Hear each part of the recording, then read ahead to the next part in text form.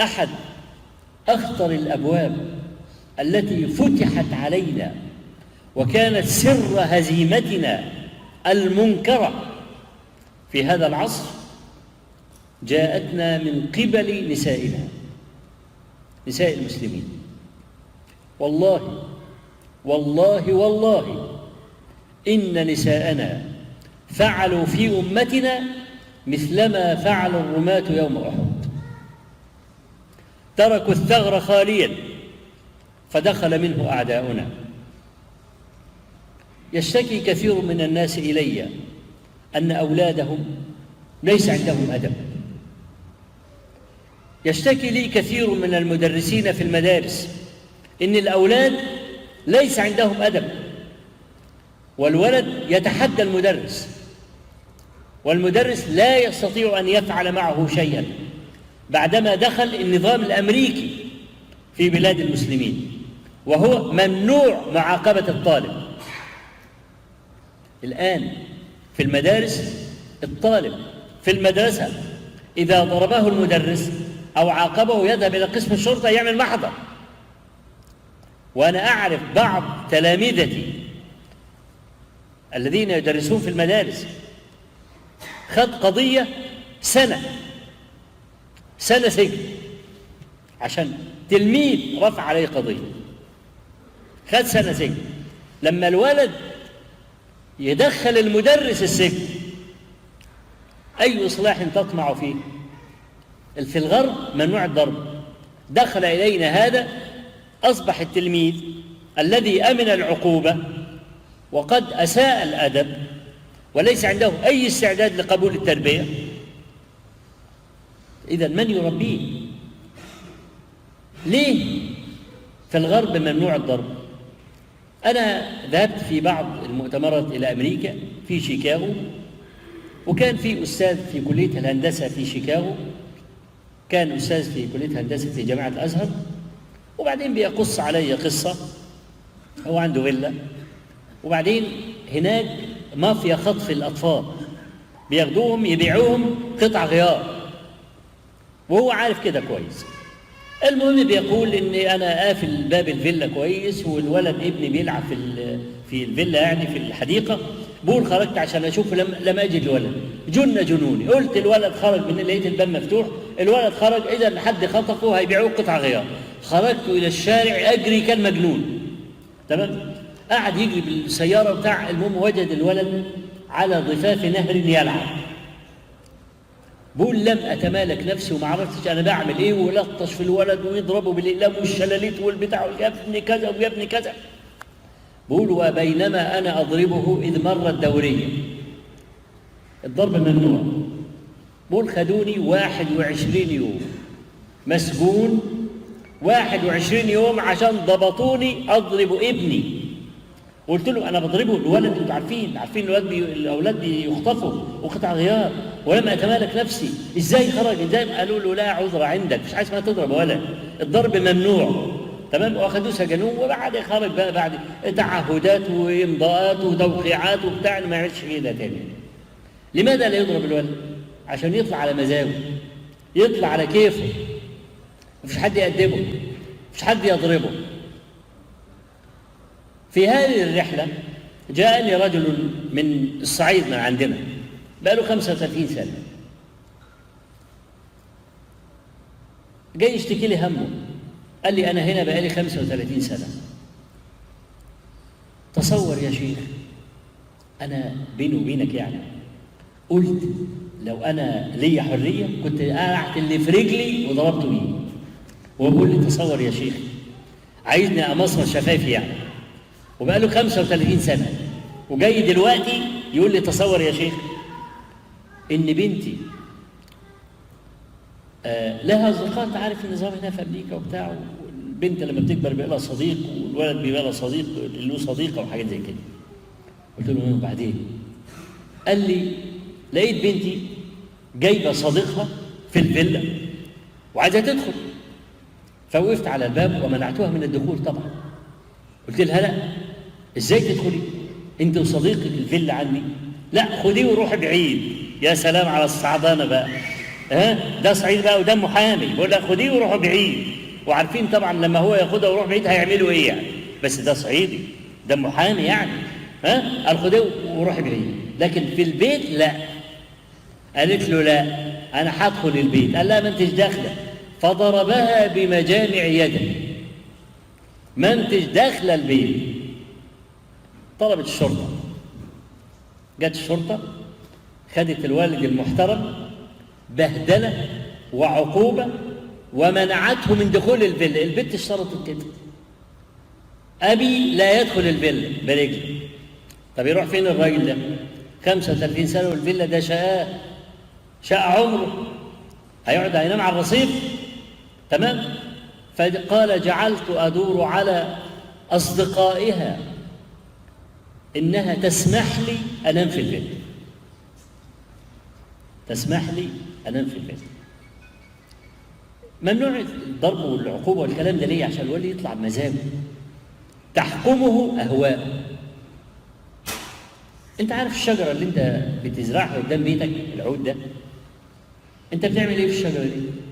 مش بتجيب حبل كده وتشد الحبل وتربطه في وتد عشان الشجره تطلع الساق بتاعها عدل كده ومستقيم؟ ولا تركت هذا العود ينمو على مزاجي على كيفه يعني، هتطلع الشجره عامله كده. صح ولا انا غلطان؟ احنا كلنا بنعمل كده، لما تجيب فرع لازم تشده بحبل عشان يطلع مستقيم. هي دي التربيه. ما ده كله نظام التعليم دخل عندنا هذا الكلام. عشان كده تجد ان الاولاد مش تربيه امراه حره. حريه المراه صفه، الحريه صفه يا جماعه، زي الجاهليه.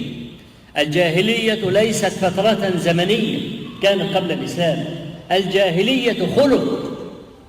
قال النبي صلى الله عليه وسلم لأبي ذر لما عير اللي معاه بابن السوداء، قال إنك امرؤ فيك جاهلية. قالها لأبي ذر وهو مسلم. فالجاهلية مجموعة صفة من الصفات، يمكن لامرئ أن يكون جاهليا وهو مسلم. فحرية المرأة الحرة صفة، مش إنها حرة إنها مش عبد يعني ولا مستعبدة ولا جاءت عن طريق الحرب، لا، مش الحرية مش كده. الحرية صفة تشتمل عليها نفسية المرأة. المرأة الحرة حقا لا تخرج من تحت يدها إلا حرا وإلا امرأة حرة. لكن نساؤنا حرائر، لا، أو هن إماء في زي حرائر. ده الوصف الدقيق لنسائنا اليوم، هن إماء في زي حرائر، يا لها من أمة في زي حرة. تعرف الحرة زي مين؟ زي هند بنت عتبة امرأة أبي سفيان، اللي هي أرادت أن تأكل كبد حمزة، ما عرفتش، لاكته، ما عرفتش تأكل كبد حمزة. دي أسلمت بعد ذلك وحسن إسلامها كما أسلم زوجها أبو سفيان، وهي امرأة معاوية بن أبي سفيان. تعرفين لما هند دي كانت بتهدهد معاوية، بتهسكه يعني وتنططه وهو عيل صغير، كانت بتقول له إيه؟ كما ذكر الرواة عنها، كانت تقول عدمته إن لم يكن سيدا على العرب. وقد كان معاوية ولدها أمير المؤمنين، وظل في دولته 20 سنة ما هجاه رجل، كان رجل دولة من الطراز الأول، حتى أن عمر بن الخطاب رضي الله عنه جعله أميرا على الشام، وما هجاه كما قلت لكم أحدا في دولته من لدن أن ولي إلى أن مات. قالت عدمته إن لم يكن سيدا على العرب. هي دي المرأة اللي أنا أسميها حرة.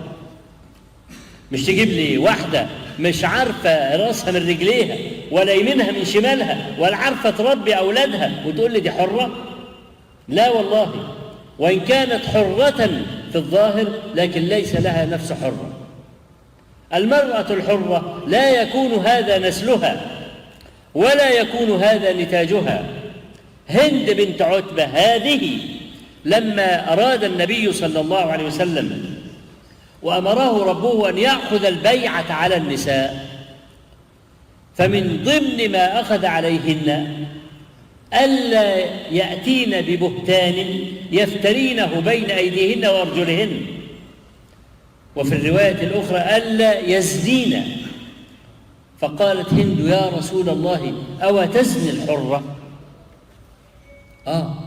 هي دي الحرة، تستنكف وتستكبر ولا يخطر ببالها أن الحرة يمكن أن تفرط في عرضها. انظر إلى أي امرأة حرة، وانظر إلى تعبيرها في أي منحى من مناحي الحياة. يعني مثلا صان الله تبارك وتعالى نساء نبينا عن الاحتلام صيانة لنبينا أيضا عليه الصلاة والسلام، وتكريما لهن، لأن الاحتلام من الشيطان.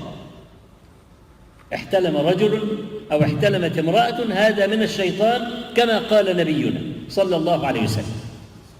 فصان الله زوجات نبينا عن هذا. الدليل أن أم سليم لما النبي عليه الصلاة والسلام ذكر الاحتلام، إن المرأة إذا احتلمت تغتسل يعني، فقالت أم سليم: يا رسول الله أو تحتلم المرأة؟ قال: تربت يمينك. فبما يشبهها ولدها إذن؟ ابنها طلع لمين؟ وطلع لها، وابنها يحتلم وابنتها تحتلم، فبما يشبهها ولدها. فلما خرجت عائشة مع أم سليم قالت: فضحت النساء يا أم سليم، أو تحتلم المرأة؟ ما يعرفوش الكلام ده، زوجات نبينا لا يعرفن هذا. فضحت النساء يا أم سليم. فقالت: لا والله حتى أعلم أفي حلال أنا أم في حرام. أنا لو أردت أن أتكلم عن حرية المرأة كصفة والله سأقف طويلا أمام نسائنا اليوم وأمام النساء الأمة قبل ذلك. ذكروا أن أم محمد الفاتح الذي فتح القسطنطينية كانت تأخذه وهو صغير على النهر، على شط البحر يعني، وتحدثه عن بلاد على الشاطئ الآخر. ولد صغير، أمه المهمومة تحدثه عن بلاد على الشاطئ الآخر. محمد رشيد رضا رحمة الله عليه ذكروا عنه إنه هو كان، تعرف أحمد رشيد ومجلة المنار كانت بتعنى بشؤون العالم الإسلامي ومشاكل العالم الإسلامي والكلام ده. كان إذا أصبح مهموما تقول له أمه: ما لك يا بني؟ أمسلم مات في الصين؟ قال له: يعني مهموم بمسلم مات في الصين؟ نحن نريد هذا الجنس، هذه هي الحرية. هل إذا أردت أن تكون حرا كنت كهذا الضرب؟ لو أردنا أن نتكلم عن المرأة، عن حرية المرأة كصفة مش كشكل، أنا أقول أغلب نسائنا إلا من رحم الله هن في الحقيقة إماء في زي أحرار يعني، أمة في زي حرة. نحن نحتاج إلى بعث جديد لهذه الأمة. هذه أمة مجيدة، إياك أن تنظر إليها اليوم، هي ليست كذلك، هي مغبونة بأبنائها، لكن انظر إلى تاريخها. وقد أبى الله تبارك وتعالى إلا أن تظل هذه الأمة هي خيرة الأمة في فترة ضعف، نعم، كالتي نمر بها الآن، لكننا نؤمل في وجه الله خيرا أن يبعث لهذه الأمة بعثا يحييها من جديد. نسأل الله تبارك وتعالى أن يجعلنا من هذا البعث وألا يستبدلنا، إنه ولي ذلك والقادر عليه. أقول قولي هذا وأستغفر الله العظيم لي ولكم.